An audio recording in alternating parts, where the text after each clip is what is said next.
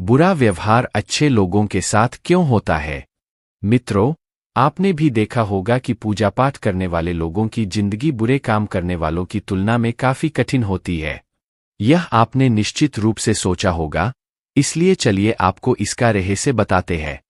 चलिए आपको पुराणों में वर्णित एक कहानी सुनते हैं, जो आपको बताएगा कि हर जीव को उसके काम के अनुसार फल मिलता है।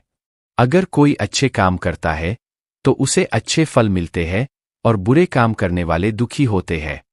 श्री कृष्ण ने बताया कि एक गांव में 2 आदमी रहते थे। एक बहुत धार्मिक था और हर दिन मंदिर जाकर भगवान की पूजा करता था। लेकिन दूसरा आदमी, जो नास्तिक था, हर दिन मंदिर जाता था और अपने पति से धन चुराकर जूते, चप्पल और दाल खरीदता था। एक दिन गांव में भारी बारिश हो रही थी और मंदिर में एकमात्र पुजारी था।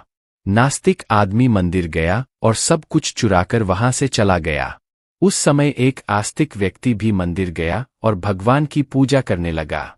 मंदिर के पुजारी ने उसे उसी समय देखा और उसे चोर समझा।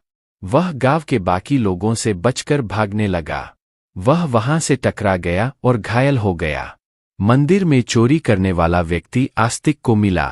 कल्प बीतने पर भी करोड़ पाप कर्म से नष्ट नहीं होते। जब दोनों मर गए, आस्तिक व्यक्ति ने यमराज से पूछा कि उसके साथ ऐसा क्यों हुआ। यमराज ने कहा कि अगर तुम पर झूठा आरोप लगाया गया तो तुम मर जाओगे, लेकिन तुमने अच्छे काम किए तो बच जाओगे। यमराज ने कहा कि उसके भाग्य में एक राजा बनना लिखा था, लेकिन उकसे ने अपने पापों के कारण वह सिर्फ एक छोटे से चोर बन गया। मित्रों, शास्त्रों में कहा गया है कि पाप कर्म के बिना भोगे गए करोड़ों का नाश नहीं होता। अगर कोई पाप करता है, तो आज वह खुश हो सकता है, लेकिन कभी कभी उसे अपने पाप का फल भुगतना पड़ेगा। यह भी एक कहानी है कि एक बहुत पापी व्यक्ति एक रास्ते से जा रहा था और उसे बहुत सारा सोना मिल गया। उसी रास्ते से एक अच्छे आदमी जा रहा था, उसे एक कांटा लग गया और वह जमीन पर गिर गया। उस स्थान पर कुछ लोगों ने सोचा कि यह बहुत गलत हुआ, और दोनों आदमियों की कुंडली ले जाकर एक पंडित को दिखाई। पंडित ने कहा कि पापी व्यक्ति का भाग्य राजा बनना था, लेकिन उसके पाप के कारण अब उसे सिर्फ इतना सोना मिला है।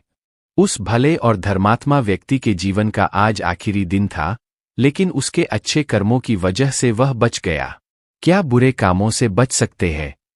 शास्त्रों में कहा गया है कि हर व्यक्ति को अपने अच्छे और बुरे कामों का परिणाम भुगतना होगा।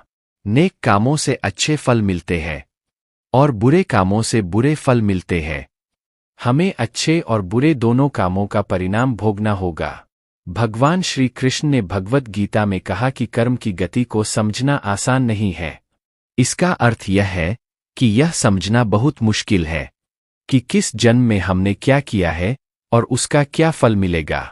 यह संभव है कि आपने हजारों जन्मों पहले किया होगा, जिस पाप के कारण आज आपको इतना बुरा हुआ है। इसके अलावा आप शायद अनजाने में कुछ गलत किया हो, जिसके बारे में आपको पता नहीं है। क्या धोखा देकर किए गए पापों का परिणाम मिलता है? कर्म का सिद्धांत सटीक नहीं है। चाहे आप जानबूझकर करें या अनजाने में, अगर आप कुछ गलत करते हैं, तो आपको उसका फल अवश्य मिलेगा। शास्त्र कहते हैं कि अगर आप अचानक आग को छुए, तो आपका हाथ जलेगा ही। शास्त्रों में कई कहानियां हैं जो बताती है कि अनजाने में किए गए पाप का फल भी लोगों को मिला है। पांडवों के पिता महाराज पांडु की एक कहानी है कि उन्होंने एक हिरन को तीर मार दिया था। वे उस समय नहीं जानते थे कि एक ऋषि ने हिरन का रूप लिया था और उनको श्राप दे दिया था, जिसके कारण वे बाद में मर गए। सहस्त्रों के अनुसार क्षत्रिय राजाओं को शिकार करने की अनुमति थी और हिरन को मारना कोई पाप नहीं था, लेकिन पांडु को पता नहीं था कि वे एक ऋषि थे, इसलिए उन्हें इतना बुरा श्राप मिला कि वे मर गए। पाप से बचने के लिए क्या करें?